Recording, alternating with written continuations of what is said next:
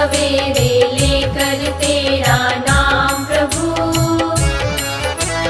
करते हैं हम शुरू आज का काम प्रभु। सुबह सवेरे